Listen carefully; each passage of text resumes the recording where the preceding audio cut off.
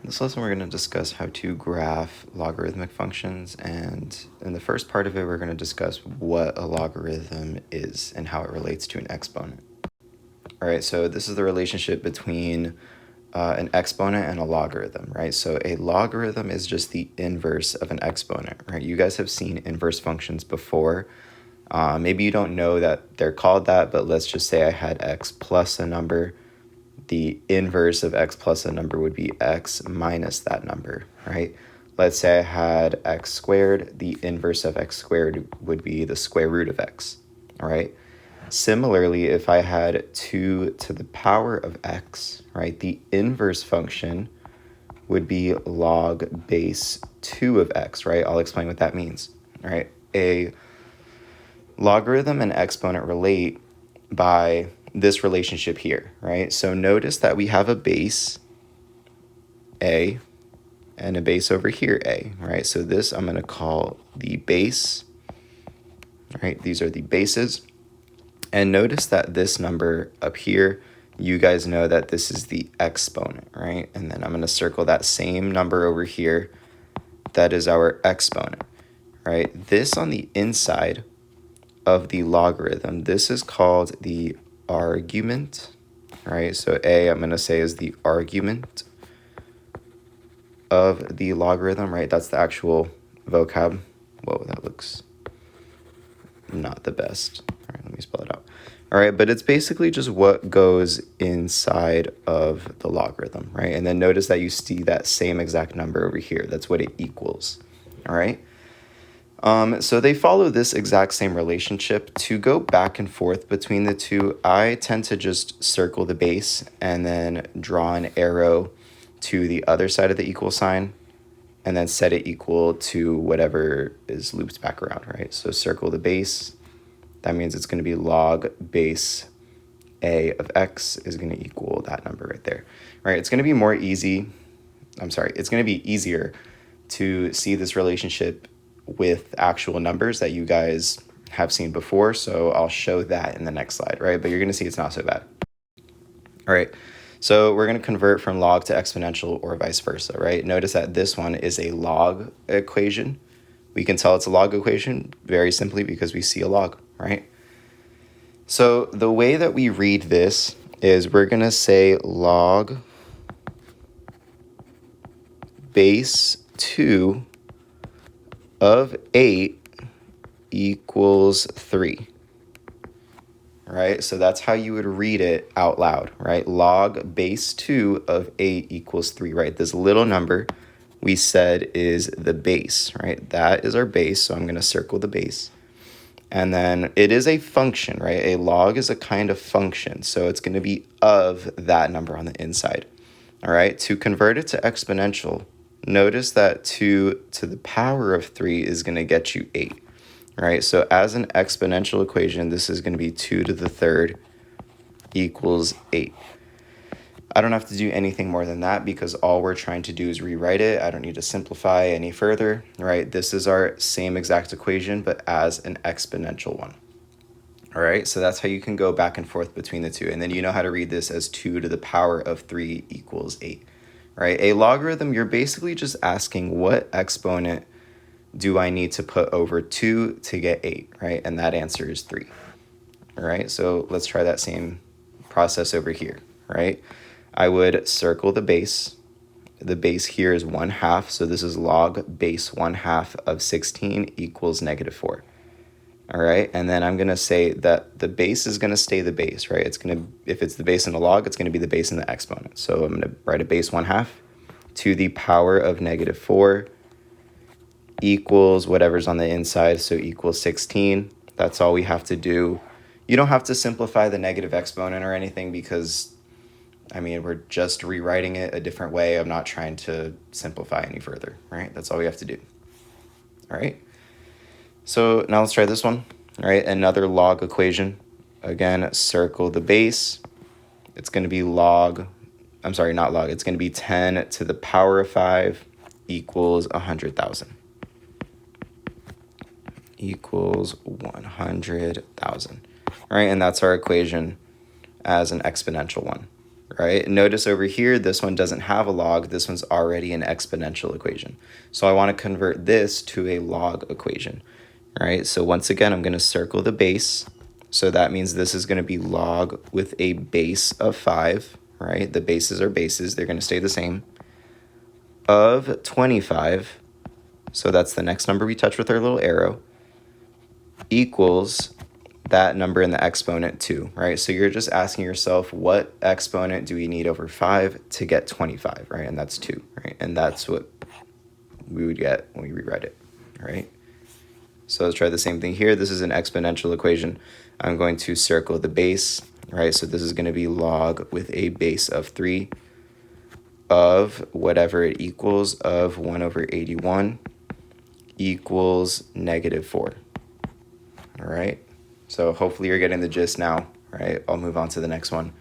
And then this one, I have a base of 3/4 in my exponents. So this is going to be log base 3/4. And then draw your little arrow of 1 equals 0. All right? So that's all we have to do for those kinds of problems. Again, these are just converting, right? I don't need to solve anything. I'm just rewriting it a different way. All right, there are some properties that come with logs. We have first that the log base A of 1 is going to get you 0. So no matter what your base is, as long as 1 is in the argument position, it's going to equal 0, right? And makes sense because if you convert it to exponential, you're going to get a to the power of 0 equals 1, right? And you guys already know the properties of exponents that is true, all right? Same exact idea if I have log base A of A, so no matter what it is, if I have the exact same number, then that's always going to equal 1, just because when you convert this to exponential, I get a to the, that should be an exponent, right? A to the power of 1 equals A, right? And we know that that's true. All right, similarly, if I have log base A of A to the power of X, I can take that A, raise it to the power of X, and that's always going to get me just whatever's left in the exponent, right? We're going to get A to the X equals A to the X, right? And one-to-one property, so I know that that's going to be the same exponent, right? And similarly, with a one-to-one property of exponents, we also have a one-to-one property of logs, right? So if I have two logs with the exact same base, then their arguments have to be the same. We can just cross out the logs, right? So then x equals y, all right? Another property that I want to mention that isn't listed on here but goes hand in hand with number 3 is if I have a base A and I raise it to a log with a base of A of an argument, then similarly I'm going to have that A and that log base A are going to cancel out and I just get x, right? So both of this one and this one are going to get you x, right? And that's just because the exponents and logs are inverses of each other, so they cancel each other out, right? And you're going to see how that helps us in some problems. All right, so these next examples are going to be actually solving for x. So we actually want to get an answer this time, right? And all of these are log equations. And a lot of times it's hard to think in terms of logs, right? So I'll just say for number 7, if I have log base 2 of 32 equals x, you're just asking yourself, what exponent does 2 need, a base of 2 need, for it to equal a 32, right? And that's going to be 5, right? 2 to the power of 5 equals 32. If you couldn't think about it like that, convert it to exponential, right? It's easier for us to think in terms of exponents. So I get 2 to the power of x equals 32. And then we get 2 to the power of x equals 2 to the 5th.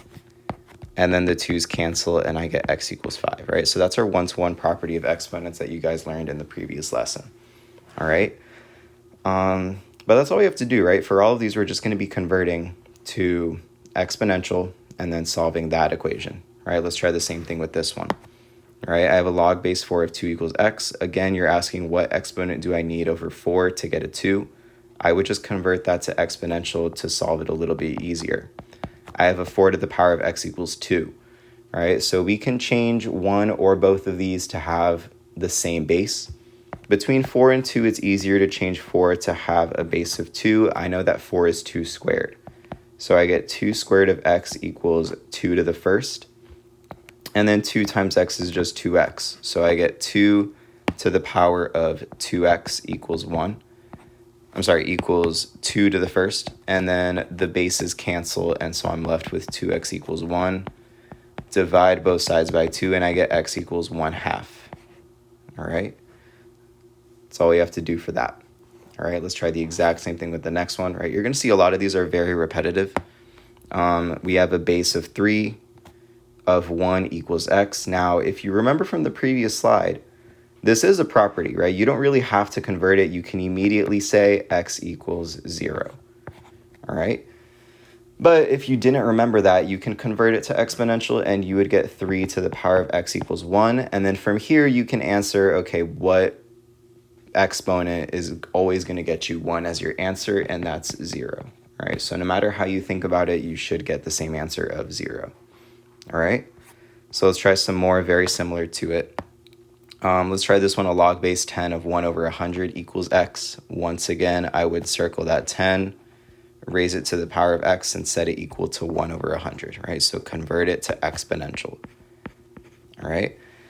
And then I want to rewrite this so that they have the same base. So 10 to the power of x is going to equal, I know that 100 is 10 squared, and it's on the bottom, so I want to move it on top, and that's going to get us 10 to the negative 2. And now that we have the same bases, I can cross out the bases, and I get x equals negative 2. All right?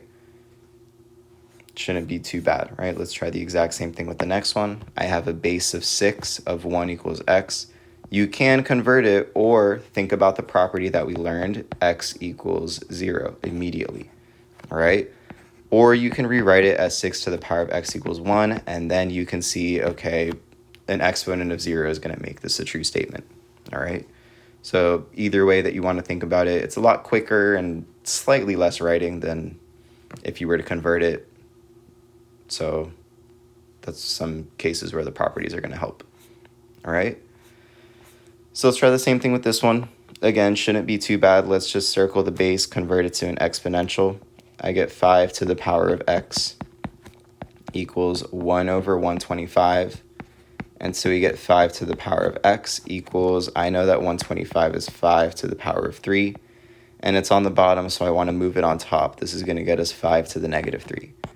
Cancel out the 5s, and then I get x equals negative 3 as the final answer. All right, so these are pretty straightforward equations, right? Just convert it to exponential, right? Zooming out, you can see all of the same process, right? Convert it to exponential, use 1-to-1 to solve, right? So let's try the same thing, right? Number 13, all you're going to do is circle your base, raise it to the power of x, and set it equal to 343, right? And then we probably can already tell 7 to the third power is going to get you 343. So I get 7 to the x equals 7 to the third. You can cancel out your bases, and you get x equals 3. All right, just like the others that we just did.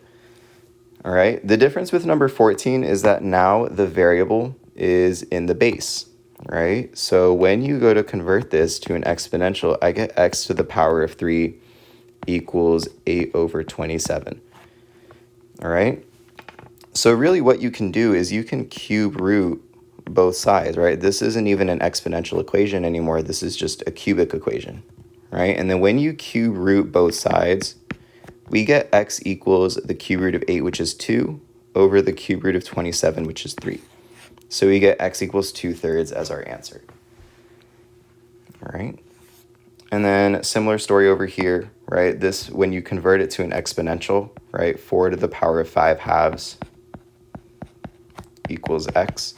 This isn't even an exponential equation anymore, right? It actually is already solved for you. You just have to simplify 4 to the 5 halves. I know that bottom number is going to become the radical. So this is going to be the square root of 4 to the 5th power, which is 2 to the 5th power, which is 32.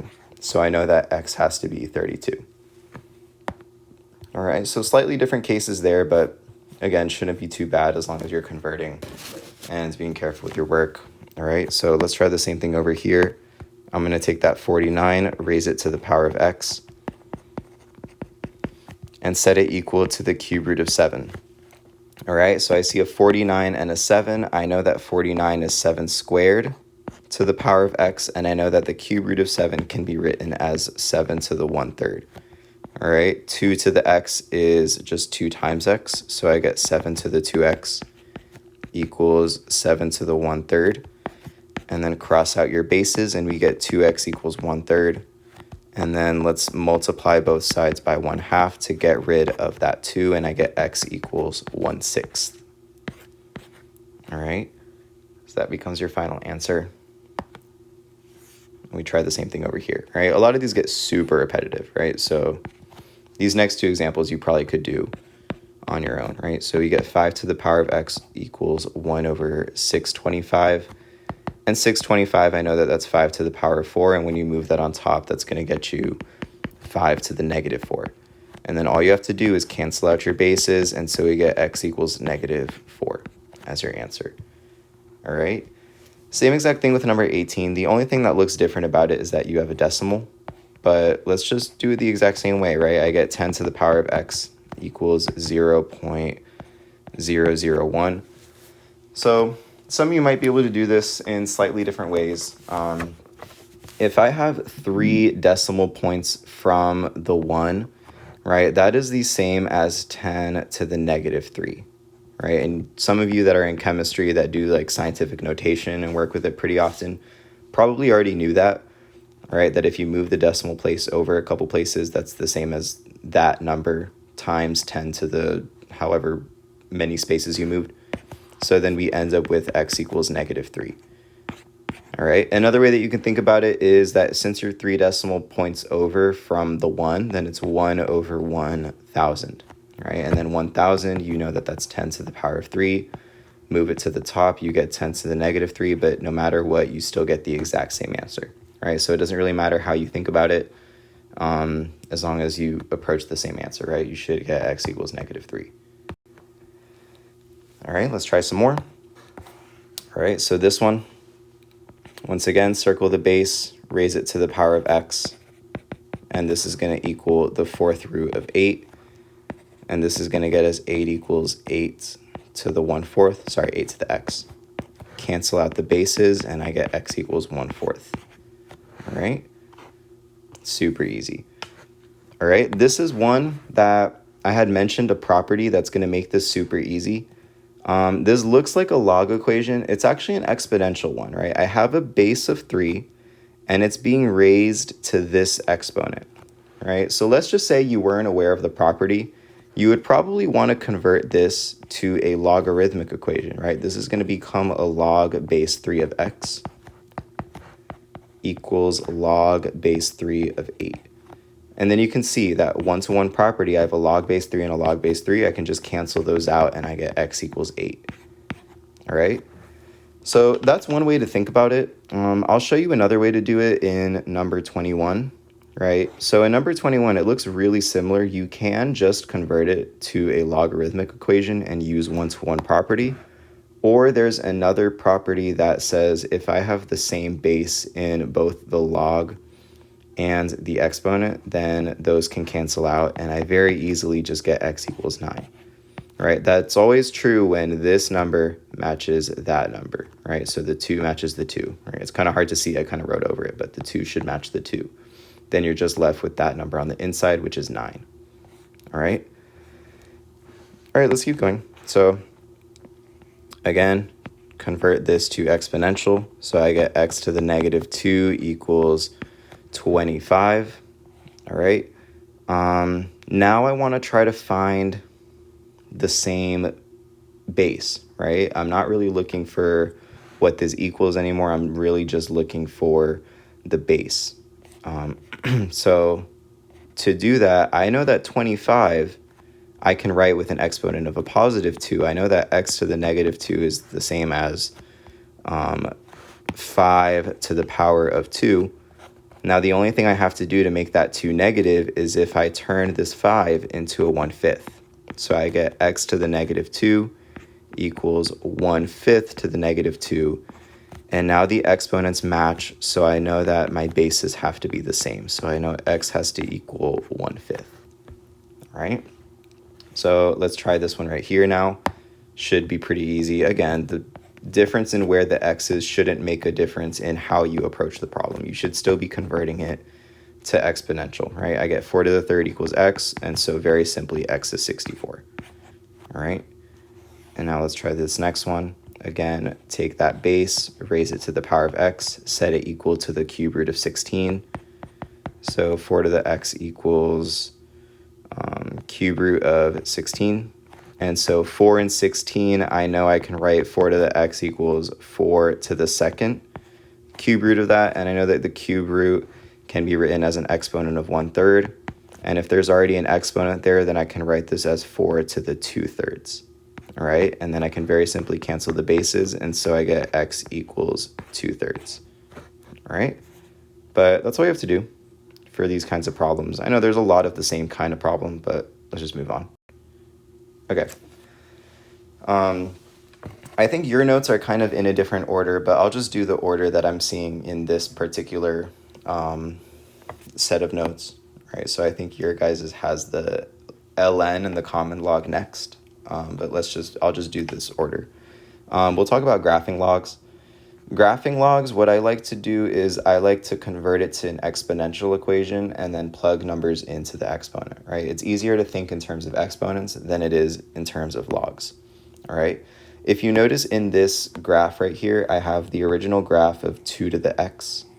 You guys have seen that graph before. Any inverse function is going to be a reflection across this line, y equals x. That's actually true for any function, right? The square root of x and the square root and the square function are going to be inverses of each other. So then I know that it's going to be a parabola like that. And then the cube root is just going to go sideways. They are going to reflect along that line. All right. But essentially, another thing that's the same in any inverse function is that the domain and range swap, right? So the x values become the y values and vice versa. It's really not a complicated process. I'll show you guys what it looks like in the next few examples, and you're going to kind of catch on, right? It shouldn't be too bad. All right. So typically what we would do is we would ask you for certain information in these kinds of problems. We would most likely ask for a vertical asymptote, an x-intercept, a domain, and a range. All right.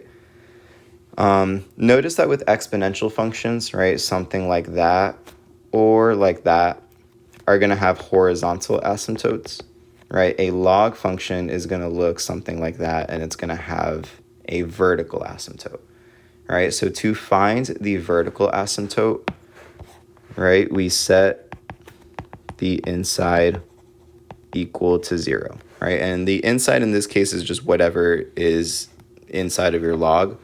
And so all I have to do is set x equal to 0, and then my vertical asymptote, I know that that's just x equals 0 in this case, right? So if I take that, line, whoa, hang on.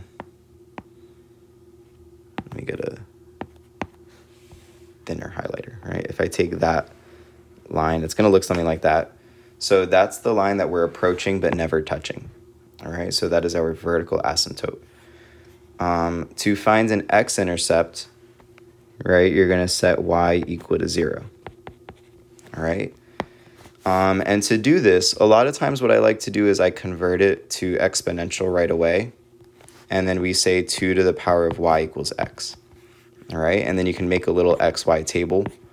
And I know that when y is 0, I'm going to have an x-intercept. So I'm going to set my exponent equal to 0, and I get 2 to the power of 0, and that's going to be 1. So my ordered pair is going to be 1, 0.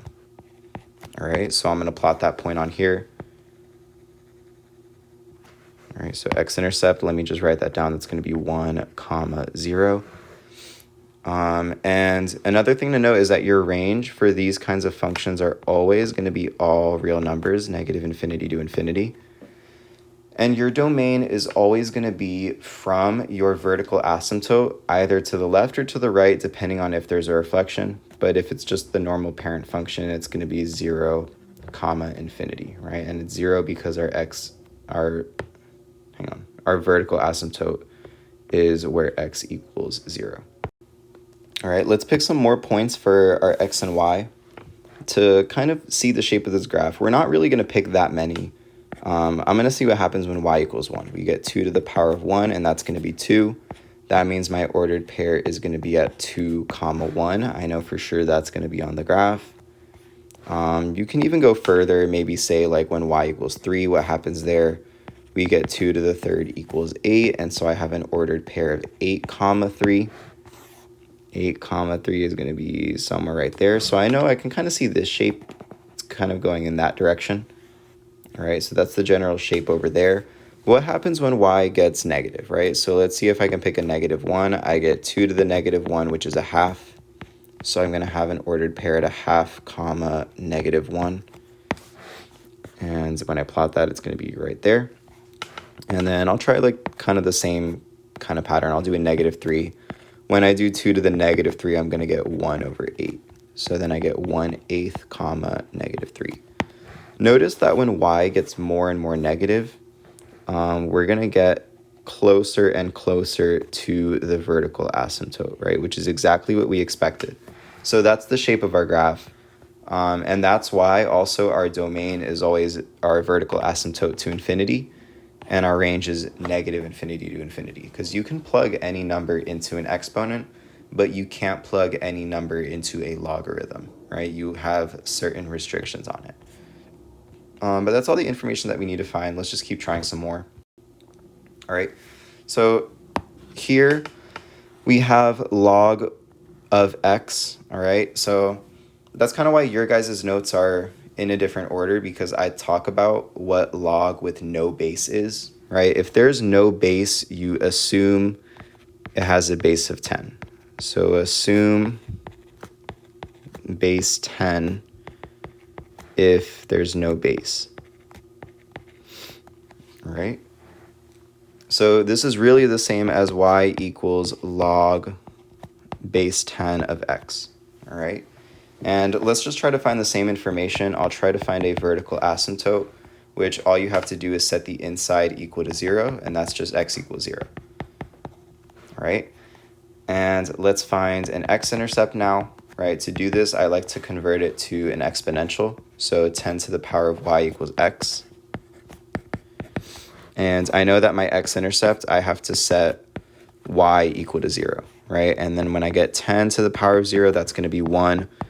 So that means my x-intercept is going to be at 1, 0.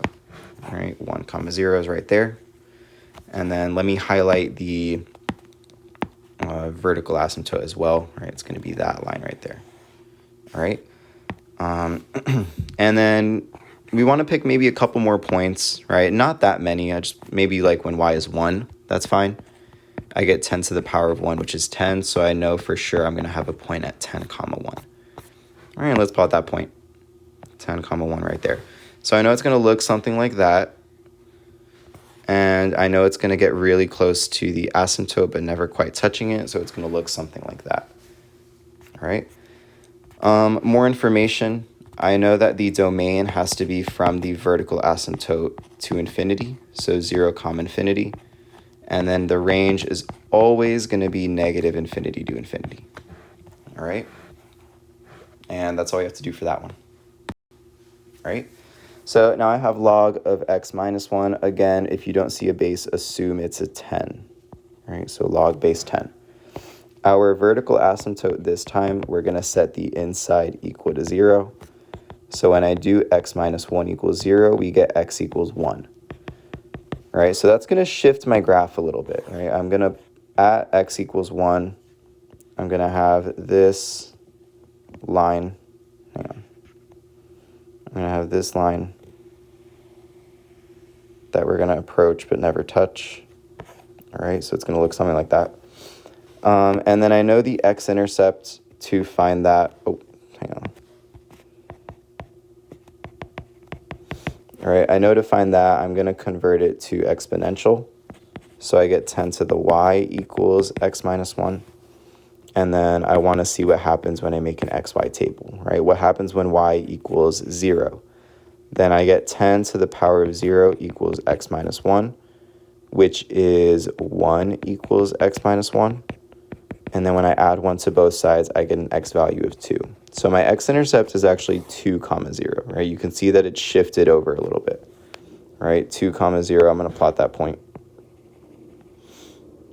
All right.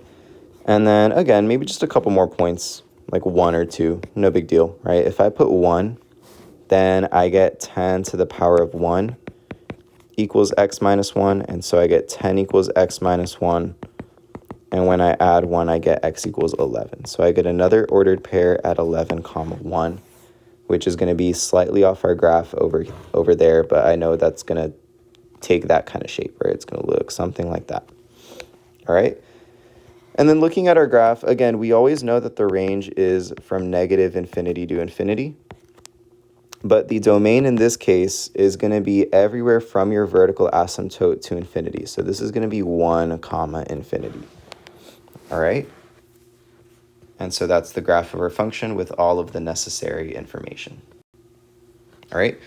Another one, just like it, right? Let's do the vertical asymptote. We set the inside of our log equal to 0. This is very simply just x equals 0. All right. So let me just highlight that line, x equals 0. It's going to look something like that. And now let's find an x-intercept, right? So to do that, I want to convert. To convert, I would get the log completely by itself. And to do that, I'm going to subtract 2 on both sides. I get y minus 2 equals log. And again, if you don't see a base, assume it's 10. I get log base 10 of x. And then I'm going to convert this to an exponential equation. So I get 10 to the y minus 2 equals x. And then so just make a little xy table. And I want to know what happens when y is 0, right? Because that's going to be where x-intercept is. So I'm going to get 10 to the 0 minus 2 equals 10 to the negative 2, which is 1 over 100. So I get 1 over 100, comma 0 as my x-intercept, right? 1 over 100, comma 0, all right? So it's going to be really close right here. It's going to be really, really tight. Somewhere right there, right? It doesn't have to be perfect, but as long as it's super close to the y-axis, all right?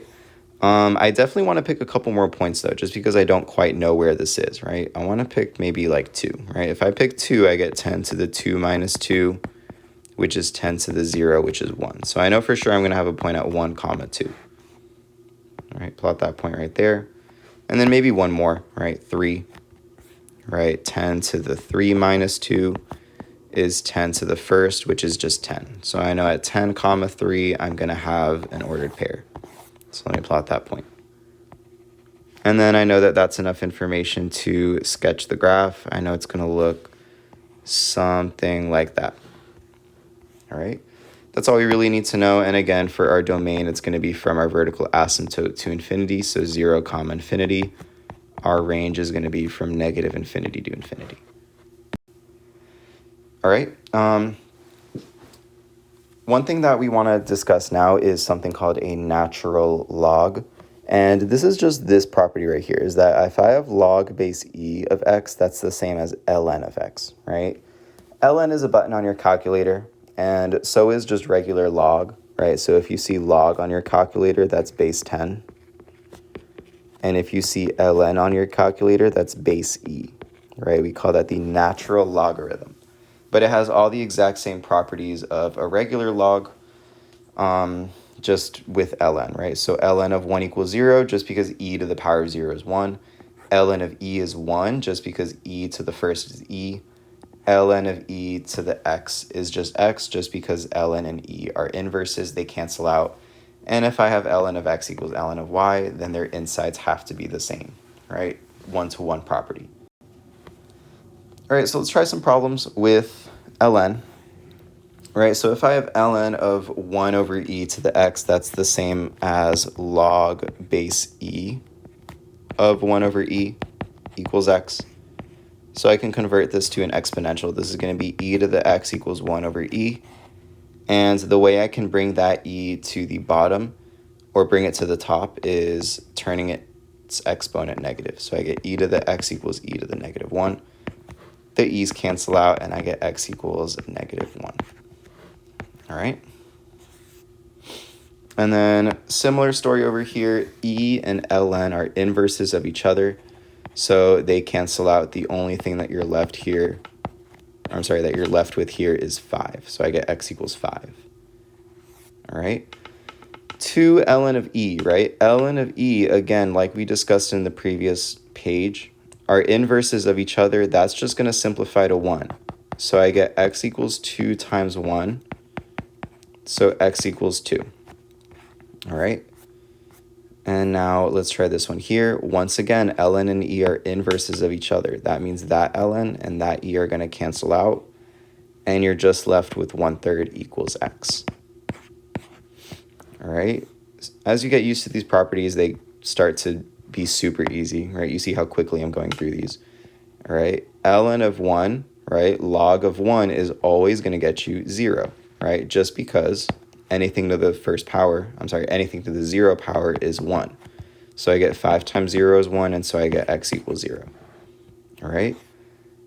Similar story over here. ln of e is 1. So I get 3/4 times 1 equals x. So x very simply is just 3/4. All right. And now trying this one right here, e and ln are inverses of each other. They cancel out, and so I get x equals 7. All right. That's the only thing left over. All right. So pretty quick page, right? We did plenty of problems in just a short amount of time. Just because when you see these properties, they start to be like second nature, right? You start to see them and it makes the actual computation super easy. Not always are you going to have to convert it to exponential to get your answer, right? You can if you want to be thorough, but you don't particularly have to if you recognize those basic properties. All right. One of our last few examples is going to be graphing ln, right? And then once again, ln is just log base e. So if you want, you can rewrite this as y equals log base e of x minus 2, right? And so what I'm going to do is I'm going to find a vertical asymptote, set the inside of your function equal to 0. So this becomes x equals 2, right? On a graph, that's going to look like that vertical line at 2, all right?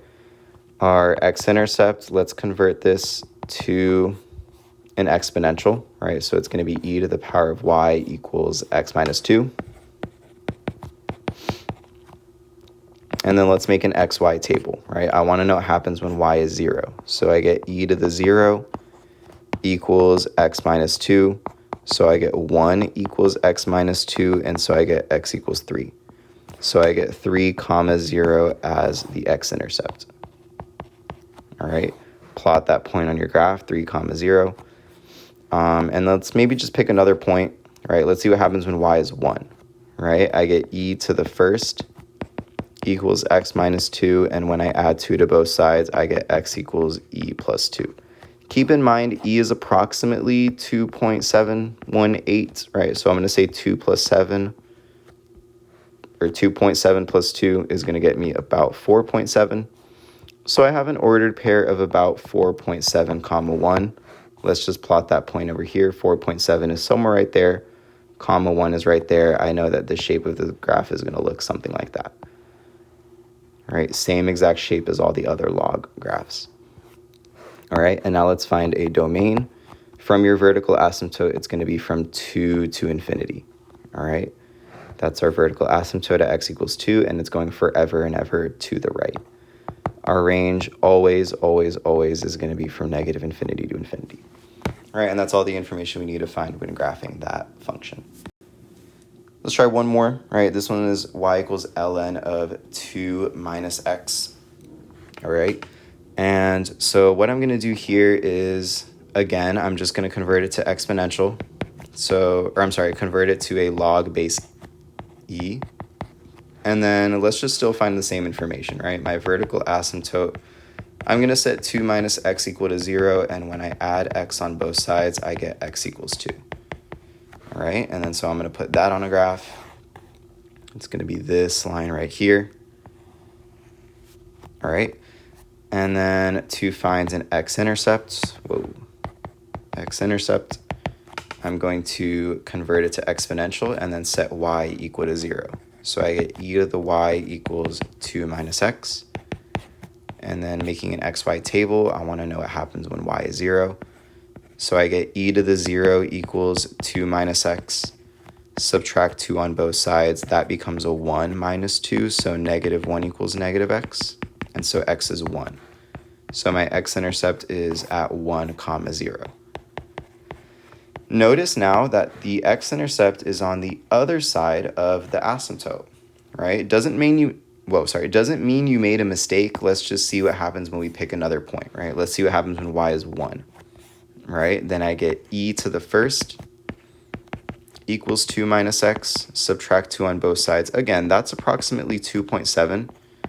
So I get about 0.7 equals negative x. And then when you divide by negative 1, I get x is approximately negative 0.7. So negative 0.7 comma 1, right? That's a point, all right? And then when you plot that point, negative 0.7 comma 1, it's about right there.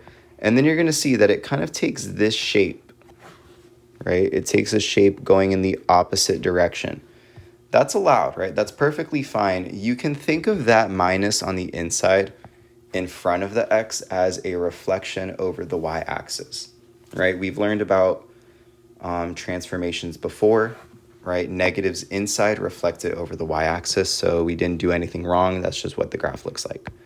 Our domain in this case, that is going to have an impact because you see now that it's pointing to the left.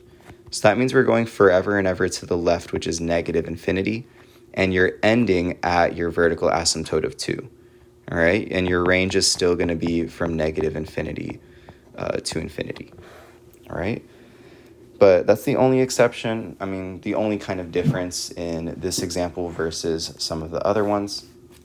But it's still the exact same process, right? Once you do more of these problems, you start to get used to how to answer them, right? It's kind of the same approach every time.